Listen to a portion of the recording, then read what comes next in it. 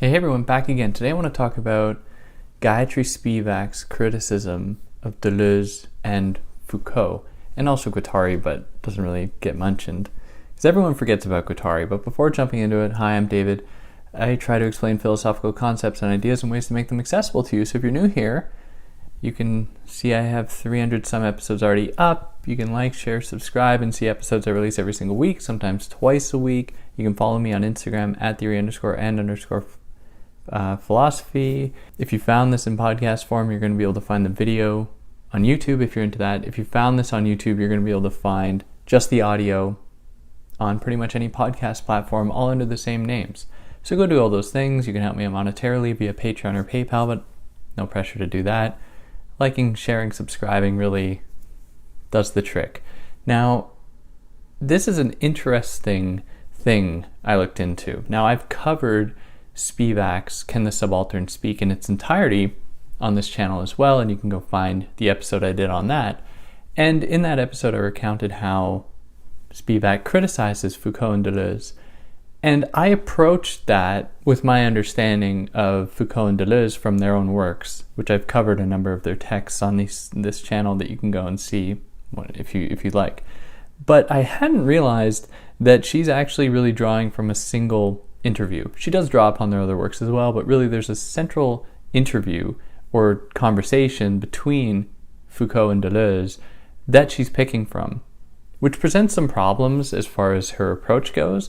And I'm not going to get into the weeds of it, but to put it really simply, it doesn't fully account for the entire breadth of their projects and really the nuance that they lend to their projects within all of their other works. In any case, I didn't know this conversation existed. So in a few weeks, I'm actually going to cover that conversation between Foucault and Deleuze in another episode, and that's going to usher in the series I'm doing on Foucault's lectures at the Collège de France. So you can look forward to that. So you should subscribe, and then you can see it when it comes out. Now, as far as the criticism goes, Spivak is concerned with the way in which Foucault and Deleuze uncritically use the discourse of heterogeneity, of subjectivity, to understand the way that power operates. Now, they do this differently in their works, and I could go through each one of them and explain how they're different, but that would take a while. Instead, how they are the same and what Spivak is picking up on is that subjectivity is something that is largely constructed in the eye of power in order to render people more productive, more efficient, more operational within a specific social, cultural, economic paradigm. So there were different forms of power, different institutions of power that were put together or that operationalized a certain discursive regime to render people as instrumental as they can possibly be for the functioning of that institution. So in the case of like the army, which is something Foucault writes about a little bit, it sought to implement a very coded regiment into its operations in order to make the people within it as docile as possible, to make them the best kinds of warriors and fighters that they could be. Now, this struck at their core by limiting the ability for possible transgression, and they were able to do this, or these institutions were able to do this, by repeatedly making people do the same thing over and over and over again, and to convince in them that the punishment that they might face if they did not comply with the orders that were given to them were going to be greater than the possible harms that might be inflicted on the battlefield. So all of this worked to create this kind of subjectivity, these kinds of subjects that were going to be ripe for control, for docility, so that they can be best used. Now, that does comply more broadly with Foucault's work. Now, in the case of Deleuze, he, on the other hand, is more concerned with the way that subjectivity is not a unitary thing. Rather, every single subject is comprised of what he and Guattari might call multiplicities. There are many different parts to us. There are many different parts to the power that is imposed against us.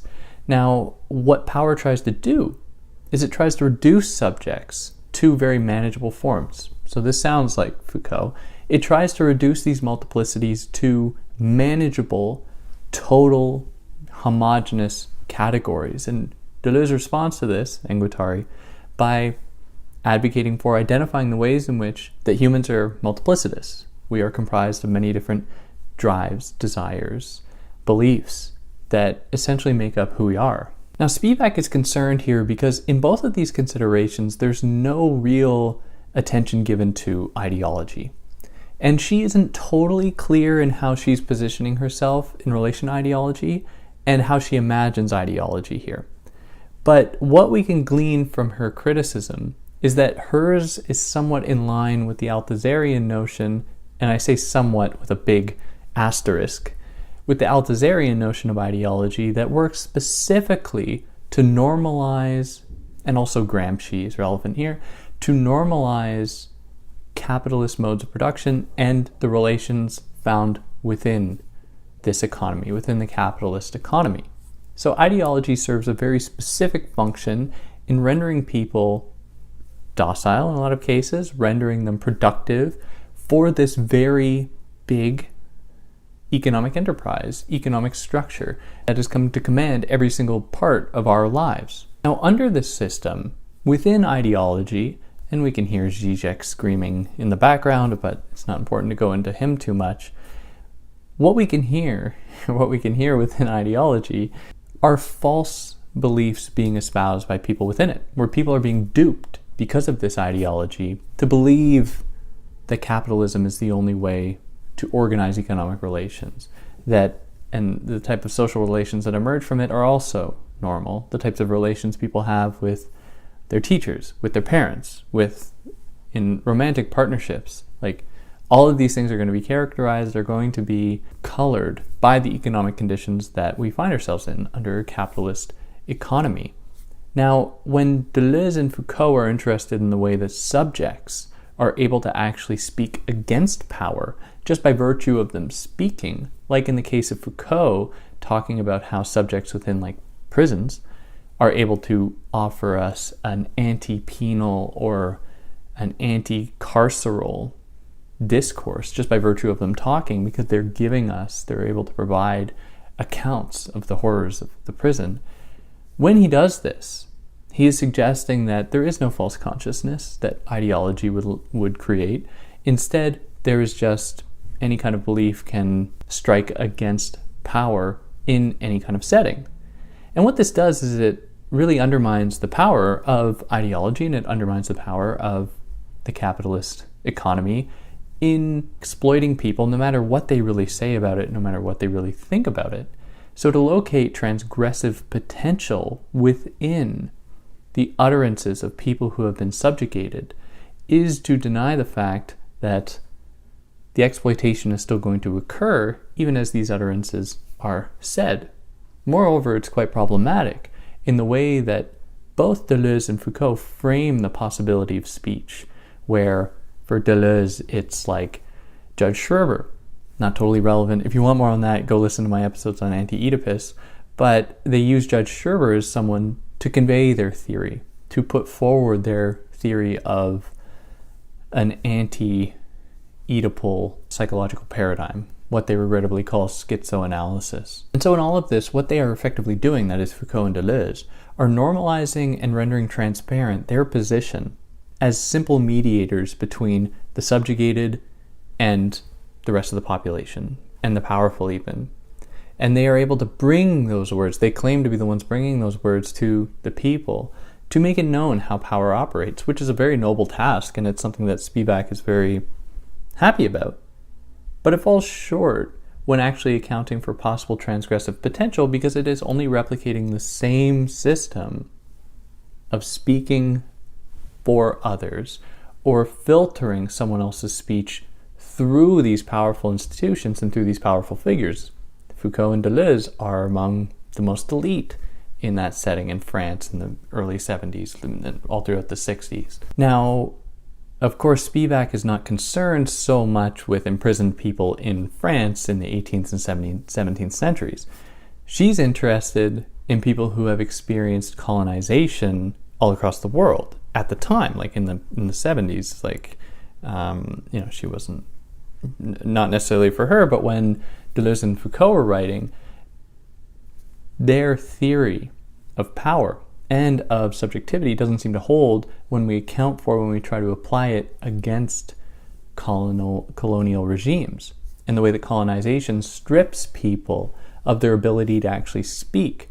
And it filters the very possibility of speech through a regulatory mechanism that is going to severely limit what can be said, which explains, for Spivak, why people like Foucault and Deleuze, when they engage with the quote-unquote other, which is already a romanticized, fantastical figure that complies with various Orientalist themes in a lot of cases, this other is always going to be the people who are the most elite in those settings, who have the ability to speak the right language that can be understood by these French mediators, these neutral, objective French mediators who are going to lend credence to the subjective voices of these privileged people in these settings. And the same, it should be said, can certainly apply to Spivak. I've heard a number of criticisms from people to suggest that Spivak herself, being of the upper echelon in her setting, is problematic in her characterization, speaking for marginalized people, even within India. Now, in opposition to Deleuze and Foucault, Spivak draws a lot upon the work of Jacques Derrida, which might seem strange. I mean, he's positioned very similarly to the other two. His Algerian background notwithstanding, Derrida presents a way to engage with power without replicating it in the same ways that she sees Foucault and Deleuze doing. Because within Derrida's work and within his theory of deconstruction, which I've done an episode on, and I've done episodes on his other texts if you want to go check those out, within his theory of deconstruction, he is directly calling out the very dependence of the category of transparency, which is often just embraced uncritically by people like Foucault and Deleuze, according to Spivak. They just embrace this transparent neutral status. Derrida demonstrates the extent to which that transparent privileged position is dependent upon a hypervisible other that always comes to haunt that privileged position and to steadily undermine it. But in order for that to do so, for Spivak, demands an engagement with these settings, like not as just a site of compliance with basic French norms or values or understanding as far as intellectual pursuits can go. Instead, it demands a more fruitful engagement with these cultures and to embrace them as they are, to open up as much of a possibility for speech as possible. Now, Spivak isn't quite as prescriptive as this as I can recall, but in any case, her privileging of Derrida, her appreciation of Derrida, is precisely in opening up this possibility of interrogating the very binary upon which Deleuze and Foucault's theories rest. Now, they're clearly, anyone who's read a lot of Foucault and Deleuze would scream that, no, that's not what they're doing, that's not what they're doing.